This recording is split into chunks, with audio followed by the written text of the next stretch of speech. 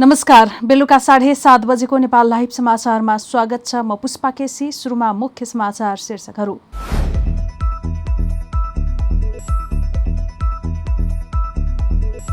उम्मेदवारी दिने दल र उम्मेद्वारको मात्रै मतपत्रमा निर्वाचन चिन्ह राखिने। सङ्घ 7 प्रदेश र समानुपातिक गरी 503 प्रकारका मतपत्र छपाई हुने।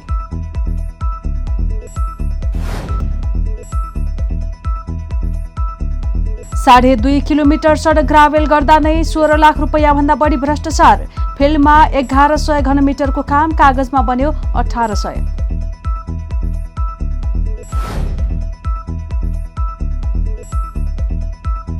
आर्थिक वर्षको पहिलो महिनामा झण्डै 2 अर्बको विद्युत निर्यात। विद्युत प्राधिकरणबाट थप 111 मेगावाटका लागि इन्डियन इनर्जी एक्सचेन्ज लिमिटेडको डे अहेड बजारमा बिक्रीको प्रस्ताव।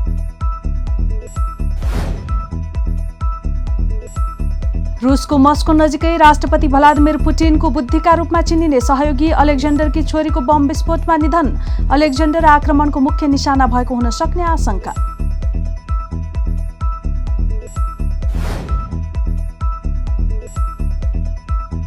र 9औं राष्ट्रिय खेलकुद अन्तर्गत पुरुषतर्फको क्रिकेट भदौ 22 देखि गर्न राष्ट्रिय खेलकुद परिषदलाई क्यानको प्रस्ताव।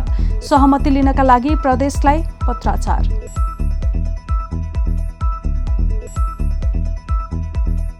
सामान राम्रो छ, ढुक्क हुनुहोस्। थाहा छ त्यसैले त यही लिन आएको। गुणस्तरीय प्लम्बिङको भरपर्दो नाम मार्बल। अब समाचार विस्तारमा। आगामी मङ्सिर 4 गते एकै चरणमा हुने प्रतिनिधि सभा र प्रदेश सभा सदस्यको निर्वाचनमा उम्मेदवारी दिने उम्मेद्वारको निर्वाचन चिन्ह मात्रै मतपत्रमा समावेश हुने भएको छ। गत वैशाख 30 गते भएको स्थानीय तहको निर्वाचनमा निर्वाचनका लागि दर्ता भएको दल र स्वतन्त्र उम्मेद्वारका लागि समेत अतिरिक्त निर्वाचन चिन्ह राखेर मतपत्र छपाई गरिएको थियो।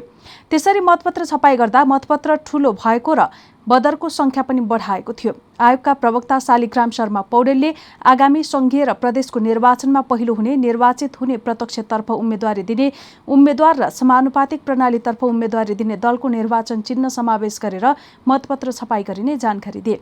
आयोगले आउँदो निर्वाचनका लागि सङ्घको 165 प्रदेशतर्फ 330, 7 प्रदेशका लागि 7 र समानुपातिकका लागि 1 गरी 503 प्रकारका मतपत्र छपाई हुने जनाएको छ। यस्तै आयोगले आगामी प्रदेश तथा प्रतिनिधि सभा निर्वाचनका लागि करिब 11 अर्ब रुपैयाँ बजेट माग गरेको छ।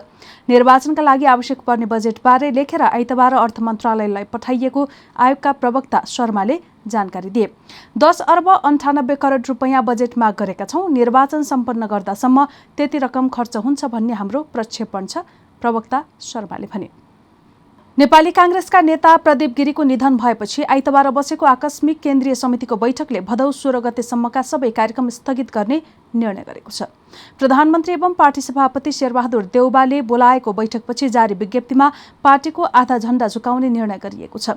सबै किसिमका निरङ्कुशता विरुद्ध प्रखर वैचारिक सङ्घर्षमा होमिएका गिरी पटक पटकका लोकतान्त्रिक आन्दोलनहरूमा वैचारिक र सांगठनिक अग्रणी भूमिका निभाउने क्रममा पटक पटक जेल र निर्वासनमा रहनुभयो। विज्ञप्तिमा भनिएको छ, उहाँ नेपाली काङ्ग्रेस पार्टीमा मात्रै नभएर सारा नेपाली र विदेशी राजनीतिक समकक्ष बीच पनि अत्यन्त लोकप्रिय हुनुहुन्थ्यो।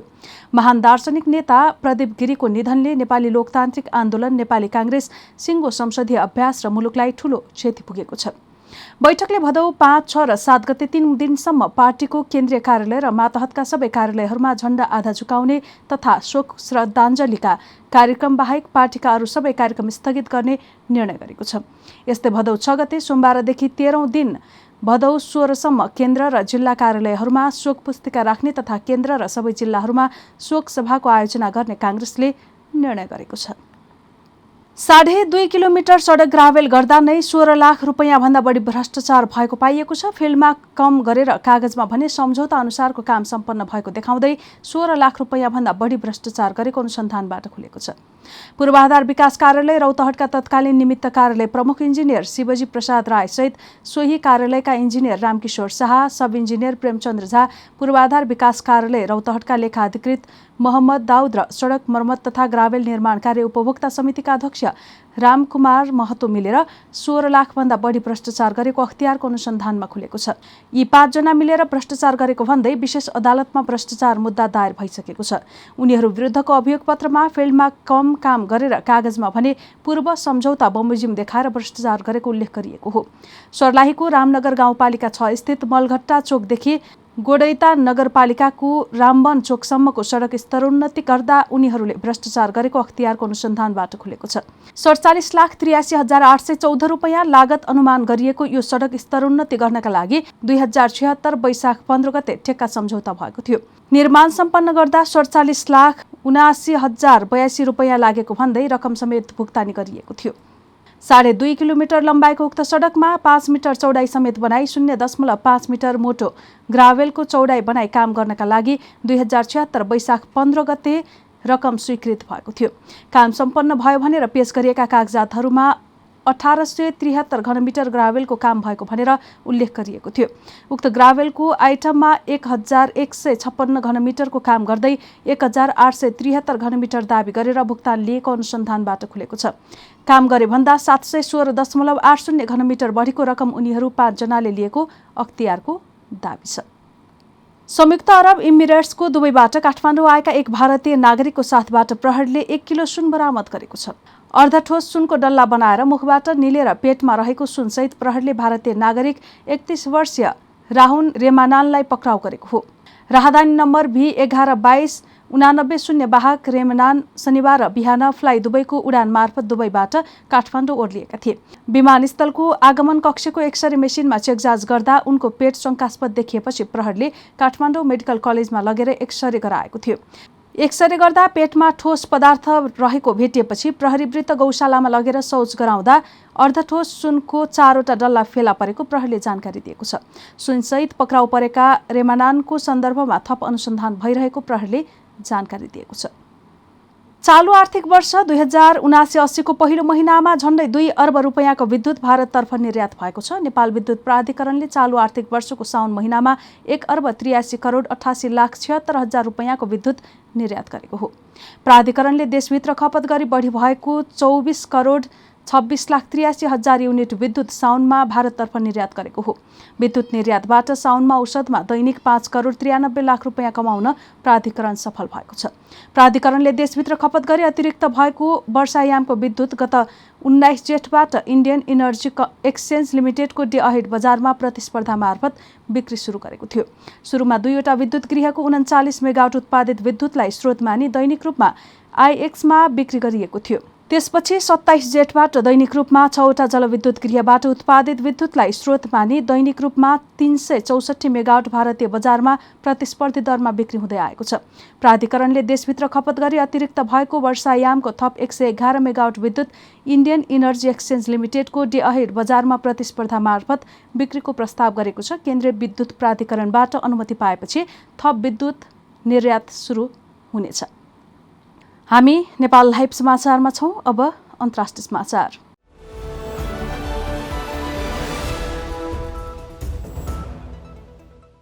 रुसी राष्ट्रपति भ्लादिमिर पुटिनका एक निकटवर्ती सहयोगीकी छोरी मस्को नजिकै मारिएकी छिन्। रुसी सञ्चार माध्यमहरूका अनुसार मस्को नजिकै भएको कार विस्फोटमा डारिया डुगिनाको मृत्यु भएको हो। उनको मृत्युबारे रुसी अधिकारीहरूले केही बताएका छैनन्, तर सामाजिक सञ्जालमा प्रेषित तस्बिरहरूमा शहरको बाहिरी भागको सडकमा कारको जलिरहेको भग्नावशेष देख्न सकिन्छ। राष्ट्रपति पुटिनको बुद्धिका रूपमा चिनिने डुगिनाका पिता अलेक्जेन्डर डुगिन उक्त आक्रमणको मुख्य निशानामा भएको हुन सक्ने ठानिएको छ। विवरणहरूका अनुसार डुगिना र उनका पिता एउटै कारमा चढेर एउटा कार्यक्रमबाट फर्कने तय भएको थियो, तर अन्तिम समयमा उनका पिता छुट्टै सवारी साधन चढेका थिए। अलेक्जेन्डर डुगिन उग्र राष्ट्रवादी विचारक तथा रणनीतिकार हुन्। उनी कुनै सरकारी पदमा छैनन्, यद्यपि राष्ट्रपति पुटिनलाई उनले ठूलो प्रभावित पार्ने गरेको बताइन्छ। रुसी सरकारी सञ्चार माध्यमका अनुसार डारिया डुगिना घर फर्किँदै गर्दा उनको कार विस्फोट भएर आगो लागेको थियो। टेलिग्राममा राखिएका अपुष्ट फुटेजमा अलेक्जेन्डर डुगिनले आपतकालीन सेवाका कर्मचारीहरू आउँदा स्तब्ध भएर जलिरहेको कार हेरिरहेको देख्न सकिन्छ। नेपाल लाइभ समाचारमा अब खेल समाचार।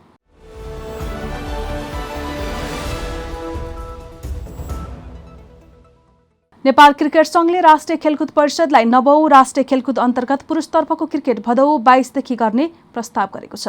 9औं राष्ट्रिय खेलकुद हुने समयमा नेपाल टी20 लीग आयोजना हुने हुँदा क्यानले राखेपलाई भदौ 22 देखि 29 सम्म कीर्तिपुर स्थित त्रिवी क्रिकेट मैदानमा पुरुषतर्फको क्रिकेट गर्ने प्रस्ताव गरेको हो। 9औं राष्ट्रिय प्रतियोगिता असोज 28 गतेदेखि कार्तिक 3 गतेसम्म गण्डकी प्रदेशमा हुँदैछ। हामीले भदौ 22 देखि 29 सम्म गर्ने प्रस्ताव राखेका छौं। राखेपले प्रदेशसँग सहमति लिनुपर्छ, त्यसको लागि पत्राचार भइसकेको छ। क्यानका कार्यवाहक सचिव प्रशान्त विक्रम मल्लले नेपाल लाइभसँग भने। नेपाल टी20 लीग असोज 8 देखि कार्तिक 5 गतेसम्म कीर्तिपुर स्थित त्रिवी क्रिकेट मैदानमा आयोजना हुने तय छ। यद्यपि क्यानले नेपाल टी20 लीगका लागि हालसम्म 6 मध्ये 4 फ्रेन्चाइज टोलीको मात्र नाम सार्वजनिक गरेको छ। पोखरा र फारो वेस्टर्नको टोलीको स्वामित्वबारे भने क्यानले सार्वजनिक गरेको छैन, तर नेपाल टी20 लीग समयमै हुने मल्लले बताएका छन्। सामान राम्रो छ, ढुक्क हुनुहोस्। थाहा छ, त्यसैले त यही लिन आएको। गुणस्तरीय प्लम्बिङको भरपर्दो नाम मार्बल। नेपाल लाइभ समाचार सकिएको छ। समाचारको अन्त्यमा मुख्य समाचारका शीर्षकहरू फेरि एकपटक।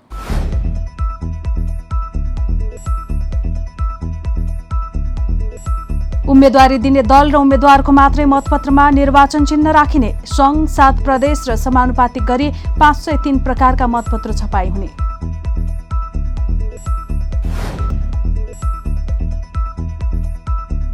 साढे 2 किलोमिटर सडक ग्राभेल गर्दा नै 16 लाख रुपैयाँ भन्दा बढी भ्रष्टाचार। फिल्डमा 1100 घनमिटरको काम, कागजमा बन्यो 1800।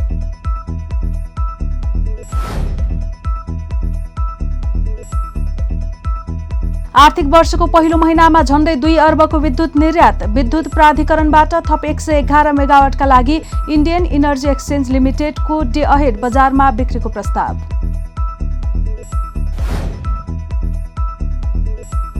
रुसको मस्को नजिकै राष्ट्रपति भ्लादिमिर पुटिनको बुद्धिका रूपमा चिनिने सहयोगी अलेक्जेन्डरकी छोरीको बम विस्फोटमा निधन। अलेक्जेन्डर आक्रमणको मुख्य निशाना भएको हुन सक्ने आशंका।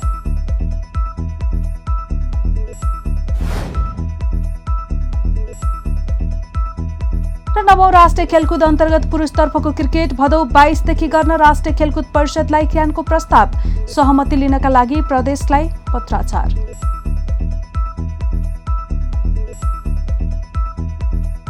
नेपाल लाइभ समाचार आज यति नै। हाम्रा अन्य कार्यक्रम नेपाल लाइभको Facebook page, YouTube channel, Twitter र हाम्रो वेबसाइट नेपाललाइभ.com मा पढ्न र हेर्न सक्नुहुनेछ। नमस्कार।